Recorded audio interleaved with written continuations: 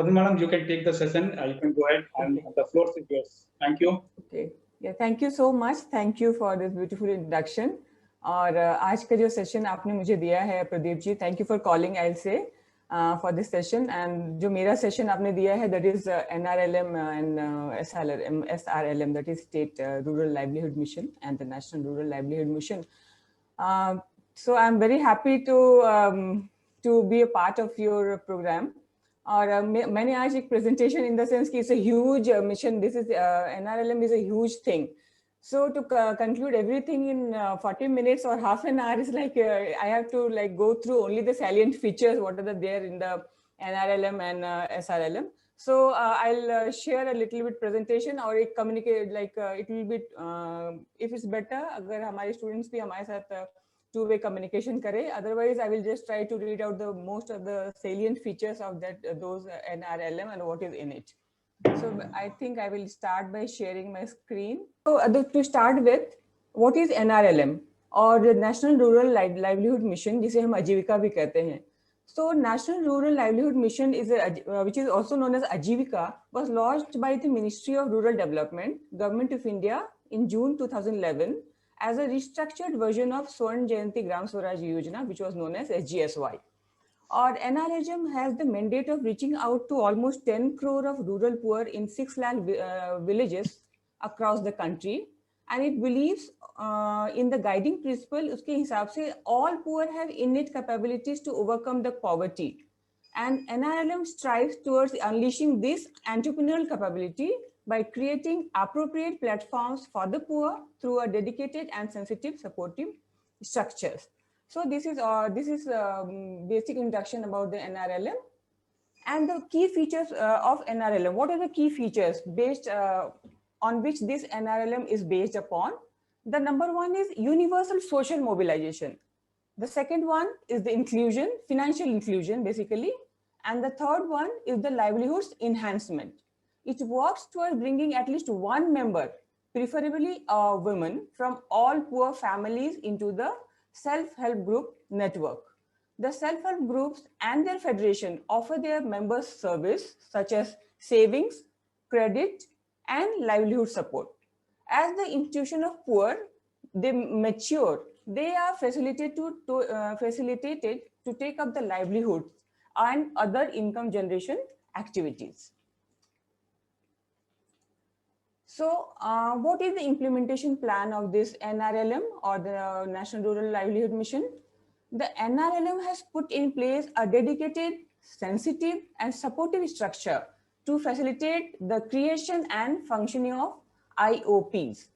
The SRLMs, that is known as the State Rural Livelihood Missions, are given the responsibility of implementing this program in the states based on the state's perspective implementation plan, also known as SPIPs, and the annual action plan, also known as AAPs.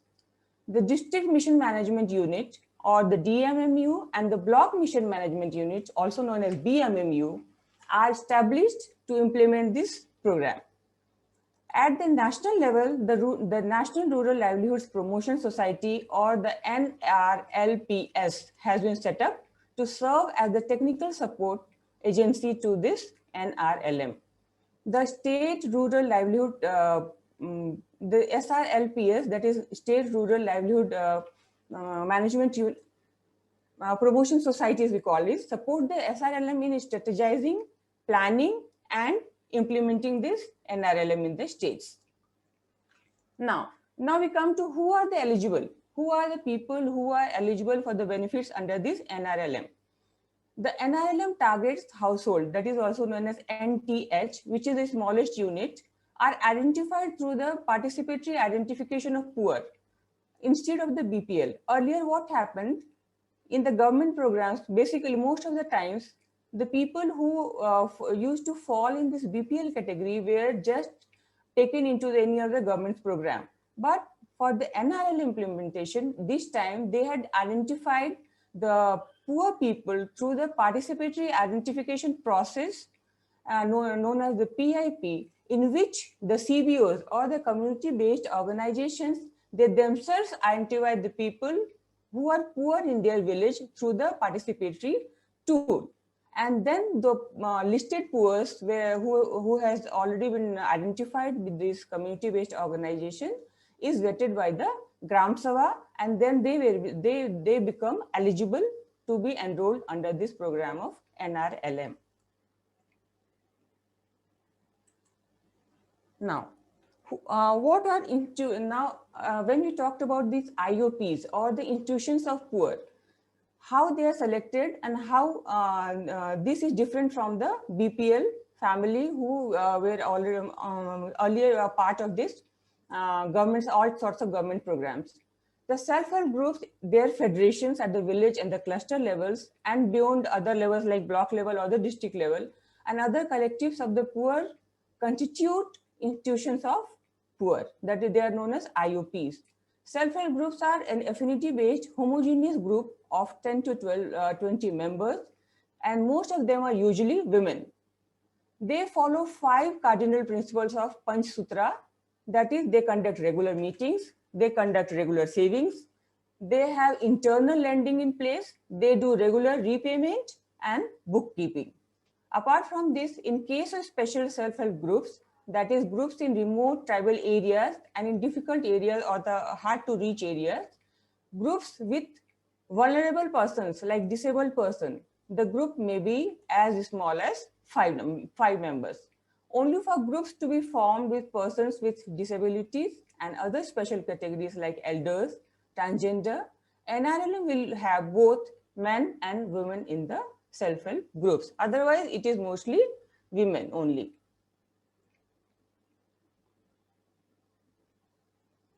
Now, again the question, why is only NRLM, it only for women or other participants can also participate?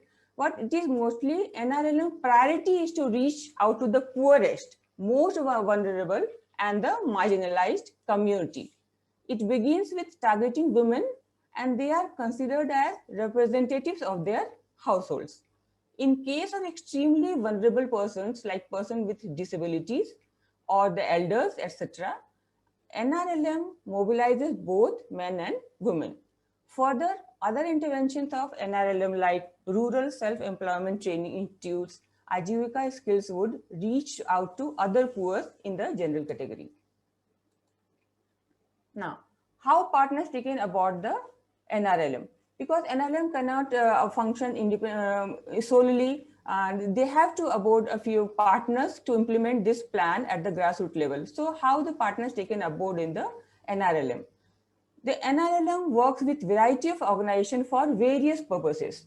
It has identified the state rural livelihood missions like known as SRLMs of certain states and NROs for implementation and the support. NRLM has also forged partnership with capacity building agencies known as CBAs and academic and management institutes to meet its capacity building and technical assistance needs. It has also entered into partnership with community-based organizations and the NGOs to implement the program in certain blocks of the community. The NRLPS identifies and empanels these organizations, while the SRLMs or the State Rural Livelihood Missions take their services directly.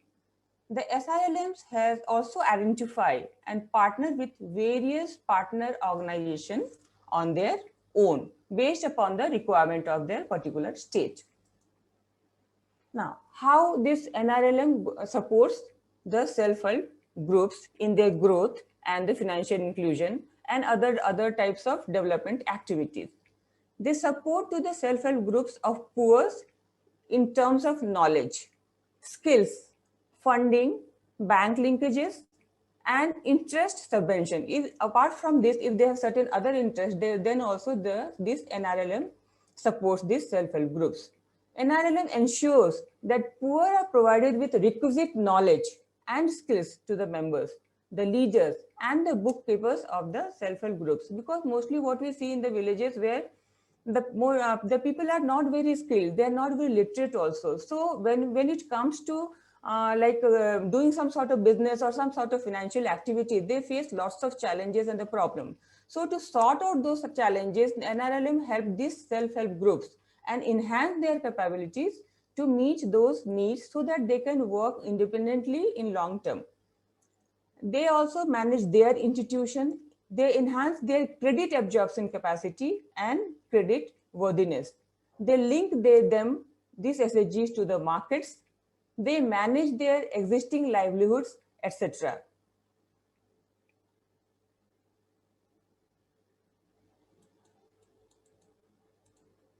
Now, what are the financial assistance they give to the community-based organization under this NRLM?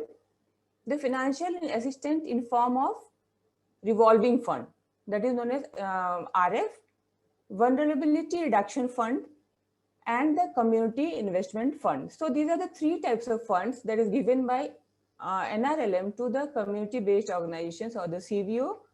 And NRLM does not provide any direct financial support to any individual. So under NRLM, they provide support only to the CBOs or the self-help groups at the grassroots level. There's no individual people who get any type of support from this NRLM. They have to be a part of any CBO or the self-help group in the community.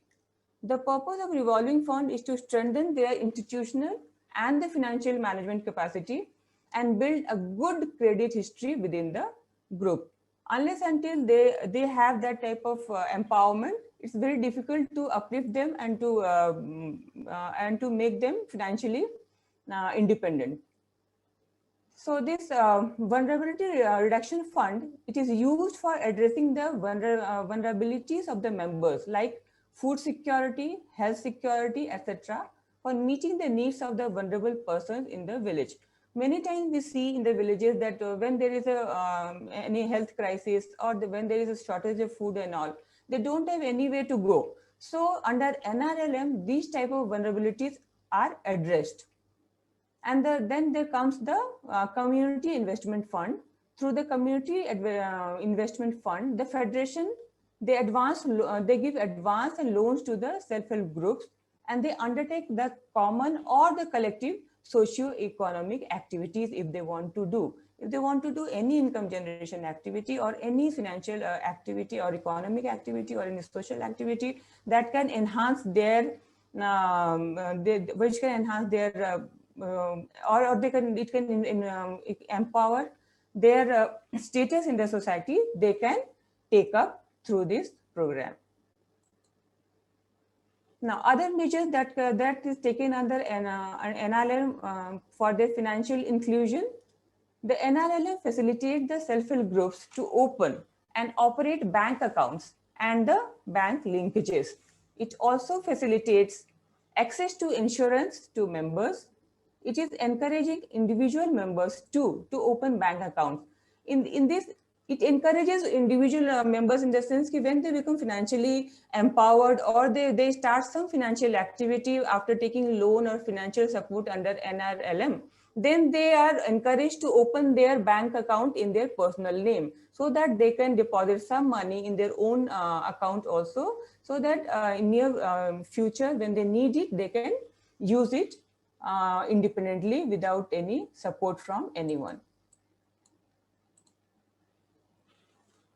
Now, there's a Ajivika skill development program under NRLM, and this Ajivika skills gives young people from poor communities an opportunity to upgrade their skills and enter the skilled force in growing sector of the economy. It includes the skill training and placement projects which are run in partnership with the public, private, or the non-government or the community organization. It trains the person who is between the age group of 18 to 35 years and who belong to a rural or very poor household, and they suffice being eligible for this for their selection under this skill and placement under this ASDP or the Ajivika skill development program, which is a part of this NRLM. Now, who are the PIAs or the project implementing agency under the NRLM?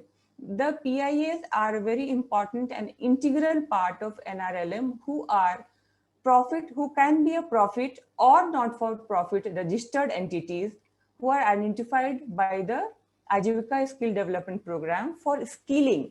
They not only skill, but they place the identified youth in various sectors as per the interest of these youths. The youth identified under this program get skilled in wide range of trades, including IT as well as the soft skill. And after training, they are placed and the support is provided in terms of finding accommodation, opening a bank account when placed outside the home district, and counseling at the workplace. What earlier we used to see where the people, the youth were skilled, but but they were not, after skilling, they were left in the villages or in the community, and they never went for any job and all. So under this NRLM, provision was made that after training, they will be responsible. Yani, the PIAs will be responsible for the placement also. It's not only the training, and they will provide all sorts of support like accommodation, opening the bank account, and then counseling at the workplace, because retention is very important factor.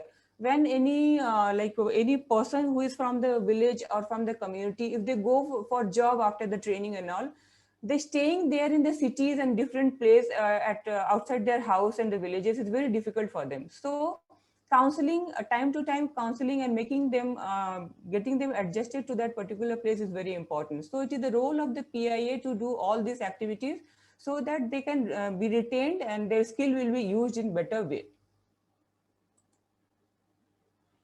Apart from this, there is a self-employment component is also there in Ajivika. Ajivika is encouraging public sector banks to set up a rural self-employment training institute in all districts of the country on the lines of Rural Development Self-Employment Institute model for promoting the self-employment. This Rural Self-Employment Training Institute provides self-employment training and link the candidates with bank loans for taking up self-employment. And this NRLM provides the cost of all training that has been done under this Rural Self-Employment Training Institute.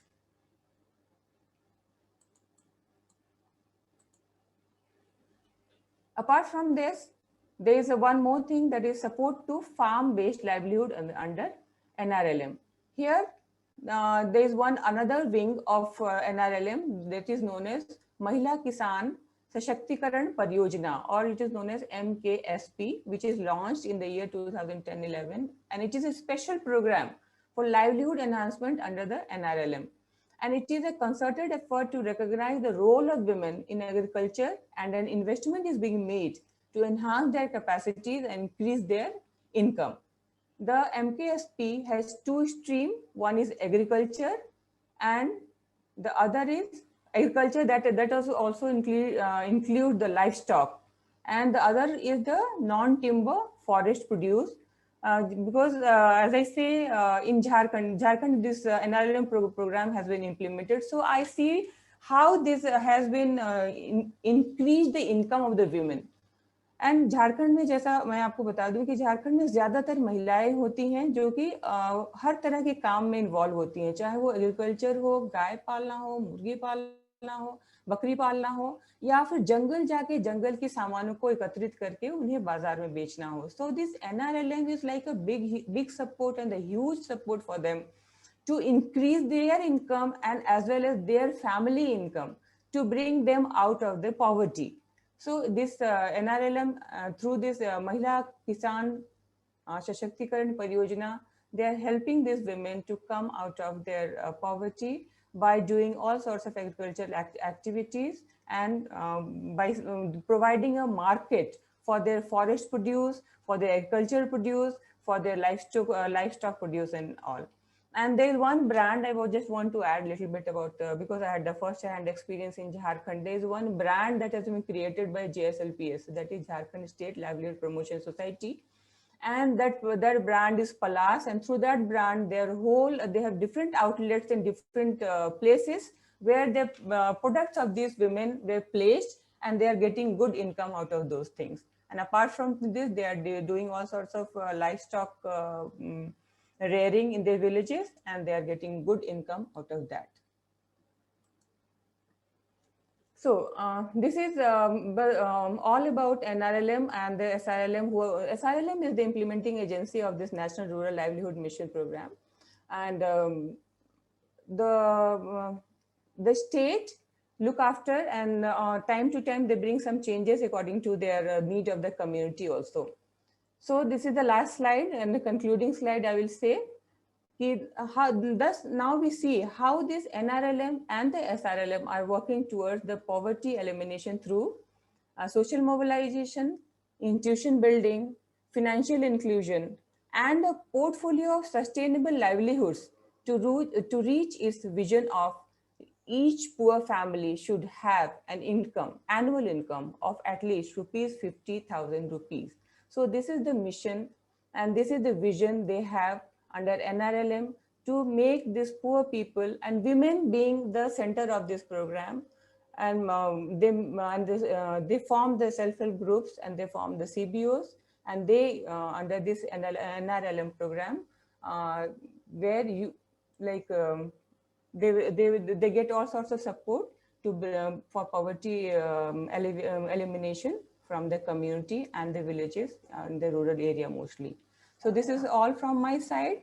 I think I'll conclude this with this. Thank you. If you have any questions, you can ask. So I request students, if you have any queries or questions, please either write it on the chat box or just unmute yourself and speak. So I have one question actually, Padma. Yes.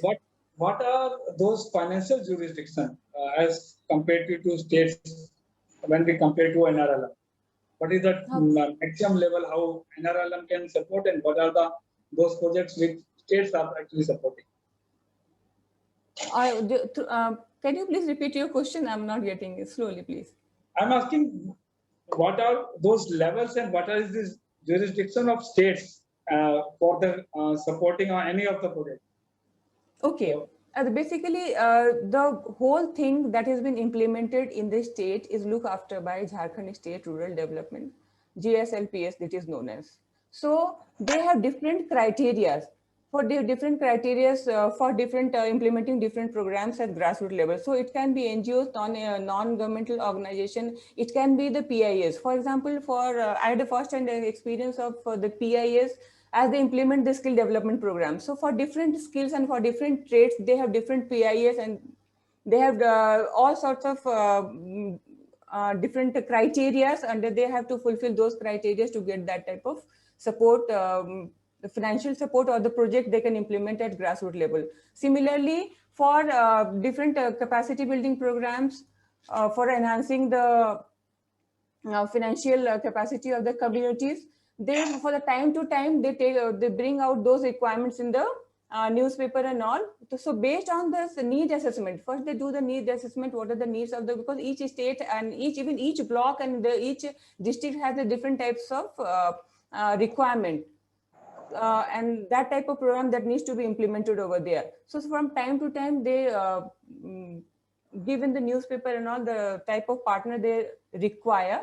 And then accordingly, the NGOs or the profit making organizations who can fit into all those criteria, they can apply for. And then there's nodal agencies, they identify few nodal agencies for implementing those things. So through those nodal agencies, the programs have been like implemented at the grassroots level. So most of the times we have to be very aware and being connected with the JSLPS to get all type of support, and if you want to be a part of this implementation program in the state. Okay, one more question, of course, because interns are very much fresh and they might be not knowing how SHG is being formed. What is the minimum criteria, or how a student who is either completing her graduation or his graduation and wants to work with these rural ladies, how they can assist these ladies to form an SHG and work on to that? Yeah, SHG formulation, SHG can be formed minimum 10 to 20, just as I said in the slide, meant the 10 to 20 women of any community, they can come together and they can form a group. But the basic criteria will be they have a register. They have to maintain a register where all the names of the women are written. They will conduct regular meetings. They will do regular savings. They will minute all the things they are doing. they will conduct regular interlending. Interlending in the sense ki if you'll submit like minimum amount they fix, this much amount should be submitted by each woman, maybe 10 rupees, 20 rupees, depends upon the financial condition of the women. Somewhere 100 rupees, but it can be minimum amount. It is fixed that every month these women or week or in 15 days, they will come and submit this much of amount. And then they do any women who wants to take wants to have any take lend if they want to take money for any activity or for any household activity, they can take money from them and then they can return. And each SHG has a like president, secretary, treasurer in place. They should have all office bearers, these are known as, in place, and they will conduct regular meeting and they minute all those things, and the signature of this office bearer should be there to authenticate that it is a running self-help group and they are doing financial exchange, and the people and the person who is a committee member, they are taking money from the this self-help group and they are returning also on time. It's a time-bound return and they're returning on time. Then that type of and they have a passbook, like they have to open their account in a nearby bank, and they deposit periodically. They have to deposit those money of this self-help group in the bank, and the interlending also should be done.